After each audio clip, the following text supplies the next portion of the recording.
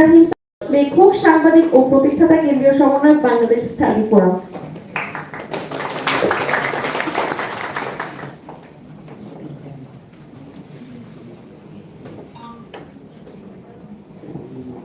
শুভ অপরাহ্ন।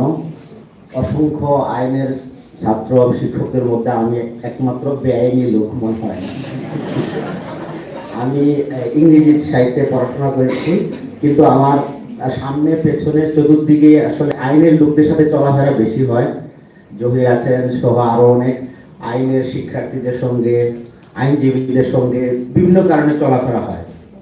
So আমি আইনের শিক্ষার্থী শিক্ষকদেরকে নিয়ে একটা মস্করাও করি যে যেই দেশে আইনজীবী এবং ডাক্তারদের অবস্থা পোয়াবারও, সেখানে সাধারণ মানুষের অবস্থা খুবই খারাপ। তো চিকিৎসকরা যদি তাদের ধান্দা যদি ভালো থাকে, তার মানে হচ্ছে রোগীর সংখ্যা বেশি। আইনজীবীদের ধান্দা যদি ভালো চলে, তাহলে মানুষের পীড়ন সবচেয়ে বেশি। তবে এই দুইটা পেশা দিয়েই মানুষের অনেক উপকার করা যায়, অনেক মানুষের বিপদ থেকে রক্ষা করা যায়। সেজন্য আমরা আইন, সংবিধান এগুলো নিয়ে জানাশোনা করতে হয়। কেন? কারণ রাষ্ট্র সমাজ এটা বোঝাপড়ার জন্য আমাদেরকে আইনের লোকদের দ্বারস্থ হইতে হয়। আবার একই সঙ্গে আমরা যেটা বলতেছিলাম যে সংবিধানকে উকিলদের হাত থেকে সাধারণ মানুষের কাছে নিয়ে যেতে হবে, সেই জায়গায় জহিরুদ্দিন সোহাগ যে উদ্যোগ নিয়েছেন জনস্তরে সংবিধান চর্চা, সেটা ল ক্লিনিক যেই প্রয়াসটা চালাচ্ছেন, সেটা আমি মনে করি খুবই দুর্দান্ত উদ্যোগ। এখন মত প্রকাশের স্বাধীনতার কথায় আমার সহ আলোচক নাহিদ নওরোজ শাহ একজনের কথা বললেন, মোস্তাক আহমেদ। আসলে উনি কার্টুনিস্ট না, উনি লেখক, কার্টুনিস্ট ছিল, কিশোর তার পাশাপাশি ছিল। উনি একটা কুমির চাষি ডায়েরি, উনি একজন কুমির চাষি ছিলেন এবং বাংলাদেশের একজন ইনোভেটিভ উদ্যোক্তা ছিলেন, কিন্তু তার মত প্রকাশের জন্য তাকে তার জীবন দিতে হয়েছে। যেই দেশ তার সাপ্তাহিক তরুণদেরকে, সাপ্তাহিক উদ্যোক্তাকে সুরক্ষা দিতে পারে না, সেই দেশ আগাইতে পারে না। তো আমরা দীর্ঘ ফেসিবাদী শাসনকালে আমরা কিন্তু সেটা দেখেছি যে কিভাবে মানুষের মত প্রকাশের স্বাধীনতা, চিন্তা স্বাধীনতা, বিবেকের স্বাধীনতা, যেটা অনেক ইম্পর্টেন্ট একটা দেশ সিভিলাইজেশন আগানোর ক্ষেত্রে, সেটা বিভিন্নভাবেই সংকুচিত হয়ে আসছিল। আবার রিসেন্টলি একজন বাংলাদেশের টপ ইনকাম ট্যাক্স লয়ারের সাথে গল্প করতেছিলাম প্রায় 1.5 ঘন্টার মতো। উনি বললেন যে 16 সালে কি যে বলে 1600 সংশোধন নিয়ে উনি একটা আর্টিকেল লিখেছেন 2016 সালে। তো তারপর ওনার অফিসে এজেন্সির লোকজন চলে আসছে, তো আপনি এটা লিখছেন কেন, আপনি 1600 সংশোধনের বিপক্ষে, আপনি কি এই সেই বলে। তো অনেক হুমকি ধমকি বা তাকে গুম করার একটা প্রয়াস ছিল। তো সে পরে বলল যে বা আপনারা যদি চান আমি তাহলে আপনাকে দস্তখত দিতে পারি, আমি আর লিখবো না। তো এই ভদ্রলোক 16 থেকে 24 সাল পর্যন্ত আর কখনো লেখে নাই পত্রিকায়।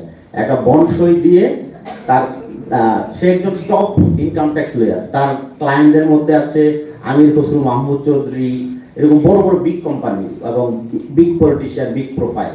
ইভেন তার বন্ধুদের তালিকা আছে আওয়ামী লীগের অনেক মন্ত্রী, সৌম্য রেজাউল ইসলাম তার পাশের চেম্বারে বসেন। তো দেখেন একজন বড় লার্নেড লয়ারও সে সংবিধানের 1600 সংশোধনী লিখছিলেন যে বিচার বিভাগের স্বাধীনতা কেন হুমকিতে পড়ে গেছে, যে বিচার বিভাগকে পার্লামেন্টের কাছে জবাবদিহি করতে বাধ্য থাকতে হয় এবং পার্লামেন্ট বিচারক নিয়োগ, প্রত্যাহার, বরখাস্ত এগুলো করার যে এখতিয়ার পেয়েছিল 1600 সংশোধনীর মাধ্যমে। এটার একটা লেজিট সমালোচনা করতে যেও সে তার প্রফেশন এবং জীবন হুমকিতে পড়েছিল। সো আমরা আশা করবো সামনের দিনগুলোতে এরকমটা হবে না। কিন্তু আমাদের আসলে এই যে বিপাকটা শুরু হয়েছে কি জন্য? আসলে একটা good constitution can save a nation, a bad one can break one.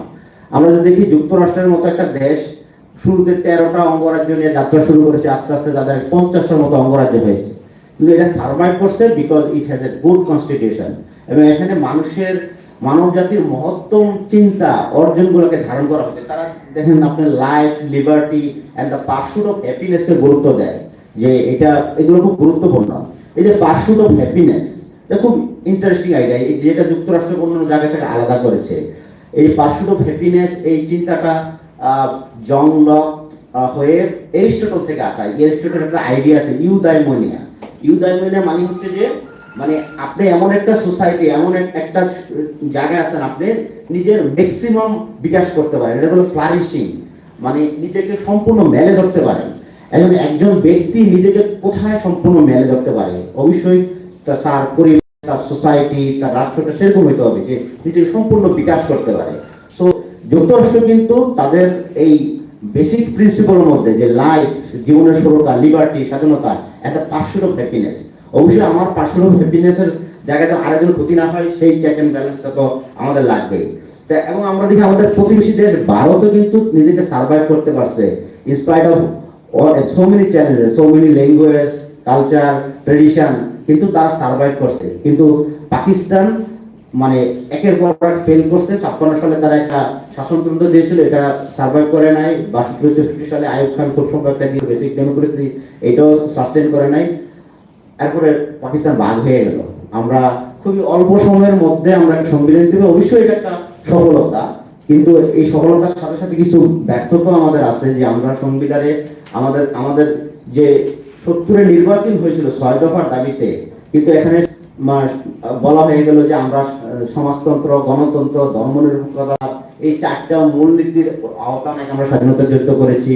আমরা আমরা আসলে আস্তে আস্তে আমাদের যে মুক্তিযুদ্ধের মূল যে সাম্য, ন্যায় বিচার, এই 3-4টা যে প্রিন্সিপাল, এটা থেকে আমরা একটু সরে গেলাম।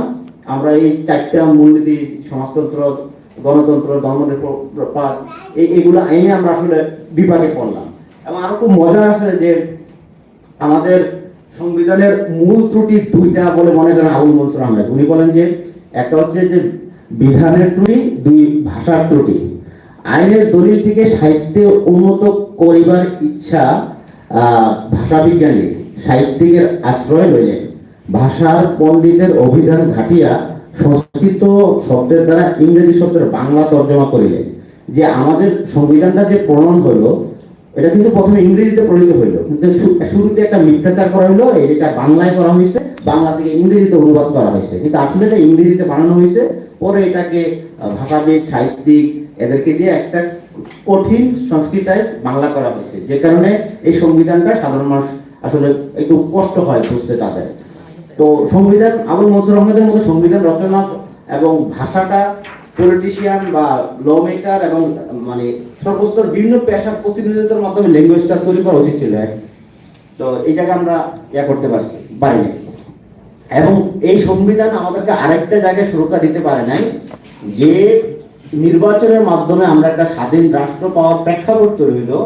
এই সংবিধানকে ভ্যালিডেট করার জন্য 73 সালে যে নির্বাচন হলো, সেটাই শুরু হলো একটা প্রশ্নবিদ্ধ নির্বাচনের মাধ্যমে।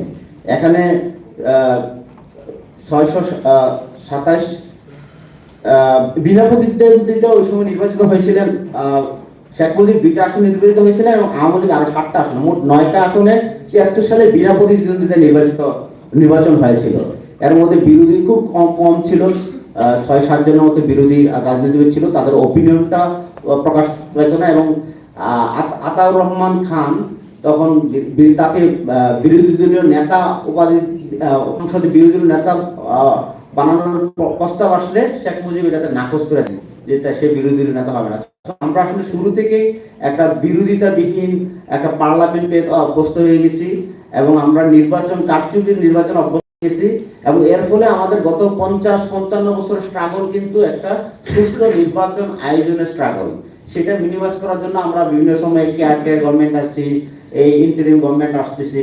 তো আমাদের এই শাসন কাঠামোর সংস্কারটা ঠিকমতো, বন্দোবস্তটা ঠিকমতো না করতে পারার ফলে আমরা একের পর এক রাজনৈতিক, অর্থনৈতিক, সামাজিক সংকটের মধ্যে পড়ছি।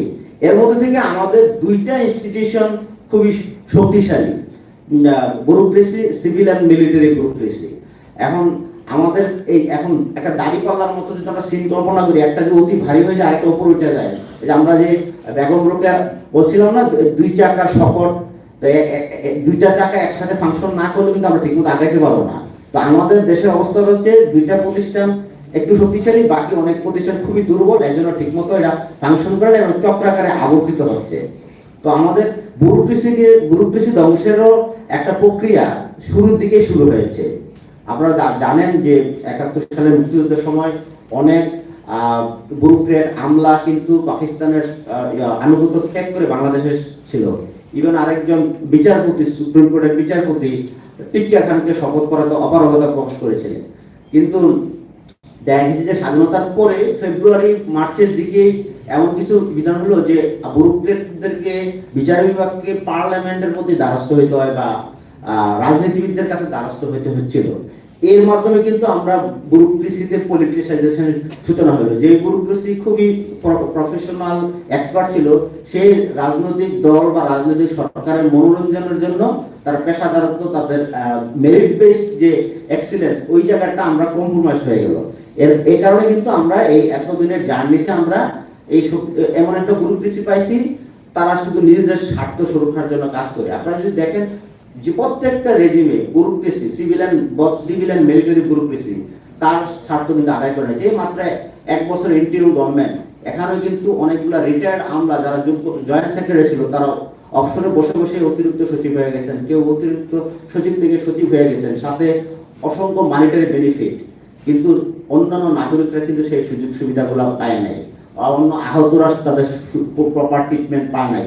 নিহতদের পরিবারও, শহীদদের পরিবারও প্রপার রিকগনিশন, প্রপার ক্ষতিপূরণ পায় নাই। তো এই জন্য আমরা চাই যে এমন একটা ব্যুরোক্রেসি যারা জনগণের প্রতি দায়বদ্ধ থাকবে, এবং অবশ্যই এটা মেরিট বেস, যেটা আমরা দেখছি 24-এর গণঅভ্যুত্থানের একটা মূল স্পিরিট, মেধাভিত্তিক সোসাইটি এবং চাকরি সব জায়গায় মেধা মূল্যায়ন। এবং আমাদের সামনের দিনগুলোতে একটা বড় সংকট আমরা দেখতেছি যে আমাদের একটা ইউনিক, একটা অ্যাজ এ নেশন হিসেবে আমরা খুব ইউনিক, যে আমরা মোটামুটি হোমোজেনাস একটা কমিউনিটি। অন্যান্য আমরা যদি উগান্ডা বলি বা আফ্রিকার অনেক দেশে যে হুতু, তুতসি, বিভিন্ন জাতিবাদ বিভেদ, আমাদের এখানে জাতিগত বিবাদ নাই, কিন্তু আমাদের মাঝে অন্যান্য বিবাদের বীজ কিন্তু আছে। আমরা যদি দেখি আমাদের প্রাথমিক শিক্ষাতেই 11 রকমের প্রাথমিক শিক্ষা। আপনার কৌমুদি এক ধরনের, ইংলিশ মিডিয়াম এক ধরনের, ইংলিশ ভার্সন এক ধরনের, ক্যাডেট এক ধরনের, কিন্ডারগার্টেন। এটার ফলে আমরা যেখানে আমরা ছোটবেলাতে স্কুলে বৈষম্য এবং ইকুয়াল অপরচুনিটি এনশিওর করার কথা ছিল, আমরা ওই জায়গাতেই বৈষম্যের বীজ বপন করে দিচ্ছি। এবং এটা কিন্তু ভবিষ্যতে আরো কন্টিনিউ করবে, এবং সামনের দিনগুলোতে এটা আমাদের সোশ্যাল কোহেশন ভেঙে দেওয়ার ক্ষেত্রে এটা বড় ভূমিকা পালন করবে। এজন্য আমাদেরকে সার্বজনীন প্রাথমিক শিক্ষা, ইউনিভার্সাল প্রাথমিক প্রাইমারি এডুকেশন এবং ইউনিভার্সাল হেলথ কেয়ার ফোকাস দেওয়া উচিত। এবং এটা দিয়ে আমরা একটা ওয়েলফেয়ার স্টেটের দিকে আমাদের আগাইতে হবে। আমাদের 24-এর তরুণরা যে জীবন দিয়েছে, রক্ত দিয়েছে, তাদের এটা সার্থক হবে যদি আমরা একটা কিছু বলে ডেভেলপ কান্ট্রি হই, একটা ওয়েলফেয়ার বেসড নেশন হই এবং একটা মেরিট বেসড নেশন হই। কিন্তু আমরা যদি দেখি যে আমাদের পার্লামেন্টে গত কয়েক দশকের এই ব্যবসায়ী এবং লুটেরা শ্রেণীর ক্ষমতায়ন হয়েছে, এখানে কিন্তু পার্লামেন্ট কিন্তু সব শ্রেণীর প্রতিনিধিত্ব করে নাই। গত কয়েকটা পার্লামেন্ট আপনারা দেখবেন 300-350 মধ্যে 200-250 গার্মেন্টস মালিক বা ব্যবসায়ী, এবং তারা তো তাদের স্বার্থ সুরক্ষা করবে।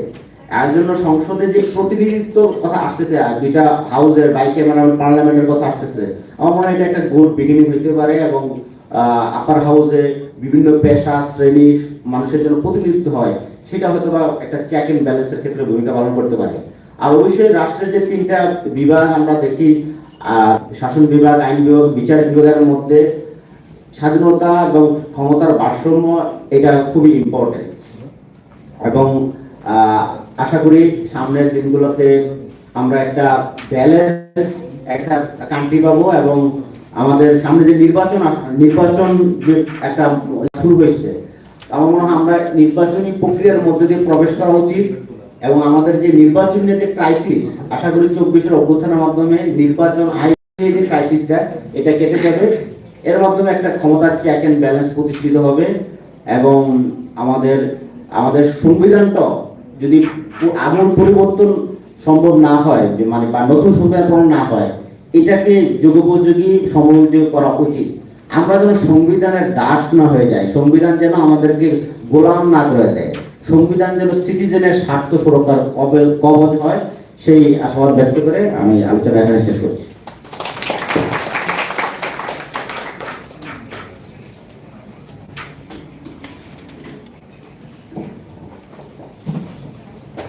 ধন্যবাদ জনাব সাবির ইব্রাহিম স্যারকে। স্যারের শুরুর দিকের কথাগুলো খুব মনোযোগ দিয়ে শুনছিলাম, তখন একটা লাইন মাথায় আসছিল। 52 একটা গানের প্রথম একটা লাইন ছিল যে ওরা আমার মুখের ভাষা কায়রা দিতে চাই, যেটা হচ্ছে আসলে আমাদের এখনো বজায় রয়েছে। যদিও 52 ভাষা আন্দোলনে আমাদের হচ্ছে জয় হয়েছিল, কিন্তু তারপরেও আসলে ভাষা আমরা দিন শেষে স্বাধীনভাবে অ্যাপ্লাই করতে পারি না, যার কারণে দেখা যাচ্ছে যে অনেক মানুষের আজকে প্রফেশন হুমকির মধ্যে, অনেক মানুষের লাইফ আজকে হুমকির মধ্যে।